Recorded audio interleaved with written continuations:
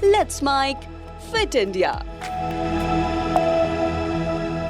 यह है let's mic more than radio और आप सुन रहे हैं फिट इंडिया। फिट इंडिया में मैं हूं आपके साथ महेश सिंह। दोस्तों, डेंगू एक खतरनाक वायरल बीमारी है जो लंबे समय से भारत पर बोझ बनी हुई है।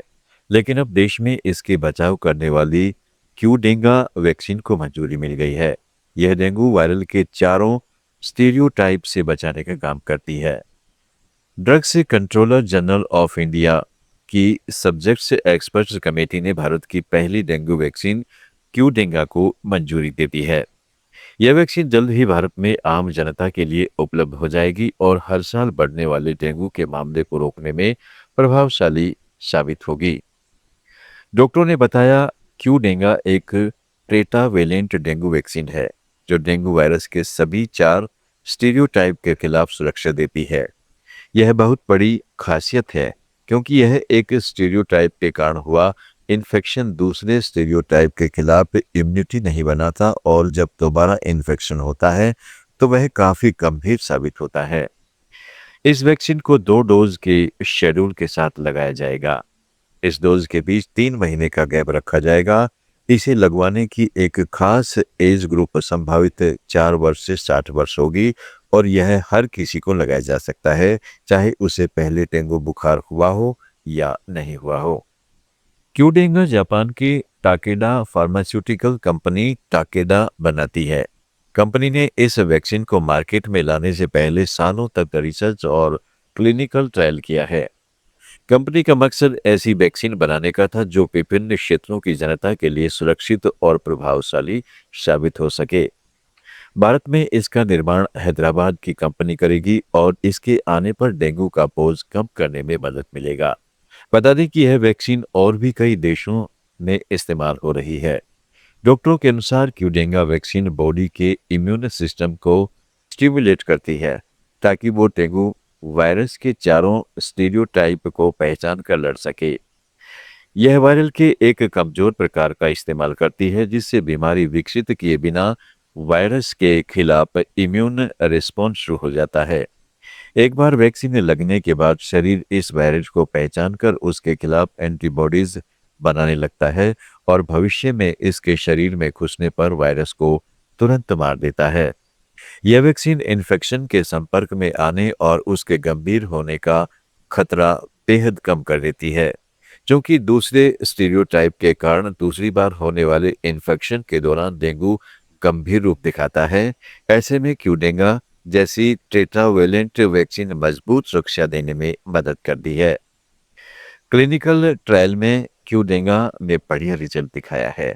वैक्सीन लगाने के बाद सिम्टोमेटिक डेंगू और उसके कारण अस्पताल में भर्ती होने की संभावना में भारी कमी देखी गई। हालांकि किसी भी वैक्सीन की प्रभावकारिता व्यक्ति की उम्र, वायरस के पहले संपर्क और फैल रहे स्टीरियोटाइप पर निर्भर करती है। हालांकि डॉक्टर चेताते हैं कि डेंगू को हल्के में लेने की गलती न करें। कई मामलों में यह जानलेवा भी साबित हो जाता है। यह बीमारी कई चरणों में विकसित होती है और समय पर इलाज न मिलने से खतरनाक साबित हो सकती है। इसकी वजह से डेंगू हेमोरेजिक फीवर और डेंगू शॉक सिंड्रोम जैसे गंभीर रूप देखने को मिल सकते हैं, जिसके कारण प्लाज्मा लीकेज, गंभीर ब्लीडिंग, अंगों का कांपने करना और शोक भी हो सकता है। प्लेटलेट्स में अचानक गिरावट आने की वजह से internal bleeding, white fluid leakage हो सकता है, जिससे ब्लड प्रेशर काफी नीचे आ सकता है। अगर इलाज न मिले तो मल्टी ऑर्गन फेलियर और मृत्यु का खतरा हो जाता है। बच्चे, बुजुर्ग, गर्भवती महिलाएं और कमजोर इम्यूनिटी वाले लोग इस बीमारी के हाई रिस्क ग्रुप में आते हैं। इस बीमारी का समय पर निदान न होने या मेडिकल इंटरवेंशन न होने पर जानलेवा परिणाम देखने को मिल सकता है। इसलिए बचाव, जल्दी निदान होना और अब वैक्सीनेशन लगवाना महत्वपूर्ण हो गया है। भारत में क्यूडेंगा का अप्रूवल मिलना डेंगू की रोकथाम में मील का पत्थर साबित हो सकता है, क्योंकि यह चारों स्टीरियो टाइप के खिलाफ सुरक्षा देने और बीमारी की गंभीरता कम करने का काम करती है। लेकिन ध्यान रखें कि यह डेंगू से बचाव और एहतियात का विकल्प नहीं है। आपको वैक्सीनेशन के साथ बचाव, जागरूकता और साफ सफाई का ध्यान रखना पड़ेगा। दोस्तों, बात करते हैं फिट इंडिया में एक्सरसाइज कैसे करें फेफड़ों की मजबूत ब्रीथिंग से। शरीर को हेल्दी रखने के लिए ऑक्सीजन की ज़रूरत होती है। पर्याप्त ऑक्सीजन के लिए मजबूत फेफड़ों की ज़रूरत होती है। लेकिन प्रदूषण और सुस्त जीवन शैली से लंग्स फंक्शन में गिरावट आने लगती है। इसे बचने के लिए 5 रेस्पिरेटरी एक्सरसाइज करना महत्वपूर्ण है। रेस्पिरेटरी सिस्टम को मजबूत बनाने के लिए ब्रीदिंग एक्सरसाइज बहुत महत्वपूर्ण होती है। ये एक्सरसाइज आजकल की भागदौड़ भरी जिंदगी, पॉल्यूशंस और सुस्त जीवन शैली के दौरान फेफड़ों की मसल्स को रिलैक्स व मजबूत रखती हैं, जिसकी वजह से लंग्स से मसल्स पूरी तरह खुलकर सांस लेने का काम करती है। केवल 5 से 10 मिनट में इन एक्सरसाइज को किया जा सकता है। रेस्पिरेटरी एक्सरसाइज से डायफ्राम और इंटरकोस्टल मसल्स को मजबूती मिलती है। यह दोनों चीज आसानी से ब्रीदिंग करने के लिए जरूरी होती है। शैलो ब्रीदिंग और कम फिजिकल एक्टिविटी करने से धीरे धीरे फेफड़ों के अंदर बासी हवा चढ़ने लगती है। इसकी वजह से फेफड़ों की कैपेसिटी कम हो जाती है और एक्सेसरी मसल्स पर जोर पड़ने लगता है। इसके कारण ब्रीदिंग पैटर्न बिगड़ जाता है और शरीर में ऑक्सीजन लेवल भी कम हो जाता है। धीरे धीरे थकान, स्टेमिना की कमी और फिजिकल रिजर्व में कमी होने लगती है।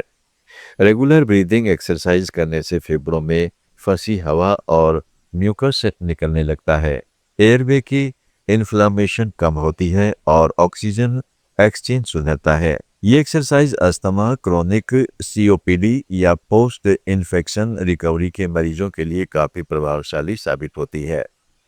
ब्रीदिंग एक्सरसाइज से नर्वस सिस्टम शांत होता है, तनाव कम होता है, अच्छी नींद आती है और रिलैक्सेशन बढ़ता है।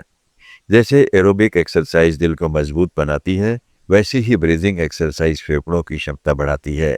रेस्पिरेटरी और कार्डियोवैस्कुलर सिस्टम के बीच बढ़िया कोऑर्डिनेशन बनाती है।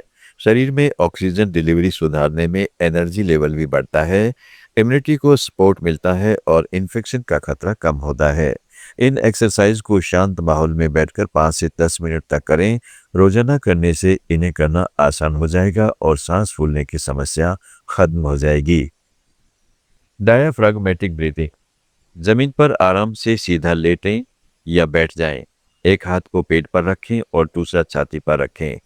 2 सेकंड तक नाक से धीरे धीरे सांस लें। सांस लेते समय छाती को स्थिर रखें और पेट को फूलने दें। अब होठ सिकोड़कर यानी पर्स्ड लिप के साथ 2 सेकंड तक मुंह से सांस छोड़ें। इस साइकिल को 5 से 10 बार करें, जो फेफड़ों को पूरी तरह खुलने और ऑक्सीजन इंटेक बढ़ाने में मदद करेगा। Pursued lip breathing. धीरे धीरे 2 की गिनती तक नाक से सांस लें। अब होठों को सिकोड़ें जैसे सीटी बजाने वाले हों और फिर 4 की गिनती तक धीरे धीरे मुंह से सांस छोड़ें। ऐसा कुछ देर करें जिससे आपका ब्रीदिंग पर कंट्रोल पड़ने लगेगा और सांस फूलना कम हो जाएगा। Box breathing. नाक से 4 की गिनती तक सांस लें। अब 4 की गिनती तक सांस होल्ड करें, फिर 4 की गिनती तक सांस छोड़ें, फिर से 4 की गिनती तक होल्ड करें। ऐसा 5 से 10 बार करें, जिससे आपका ब्रीदिंग पैटर्न रेगुलेट होगा, फोकस सुधरेगा और तनाव कम होगा। Deep coughing technique. पेट सीधी करके जमीन पर बैठकर नाक से गहरी सांस लें। 2-3 सेकंड सांस होल्ड करें और फिर डायफ्राम से जोर लगाकर खांसें। खांसने के दौरान हाँ की आवाज निकालें।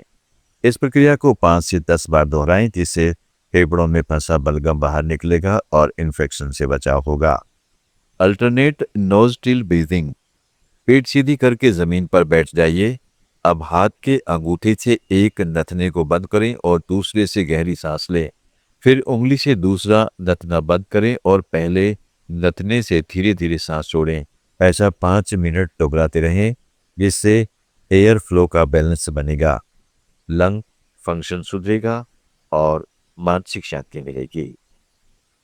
किसी भी ब्रीदिंग एक्सरसाइज को रूटीन में लाने से पहले डॉक्टर से परामर्श जरूर करें। Chronic lung condition, heart disease या सर्जरी की रिकवरी कर रहे लोग जरूर डॉक्टर की सलाह को फॉलो करें।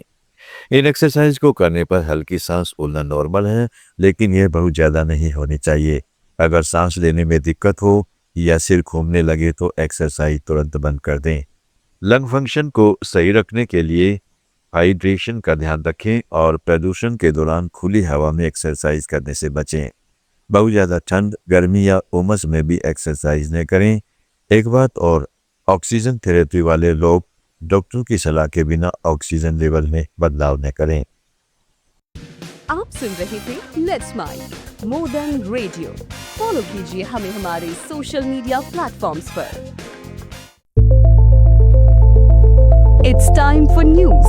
It's time for more than radio. Presenting the first radio news app, Let's Mic. Let's Mic, a news-based app on your phone where you get to watch and listen news, talk shows, interviews, radio show podcasts. On Let's Mic, you get all relevant information of TV, print, radio, podcast, and digital. Let's Mic talks about every segment of life.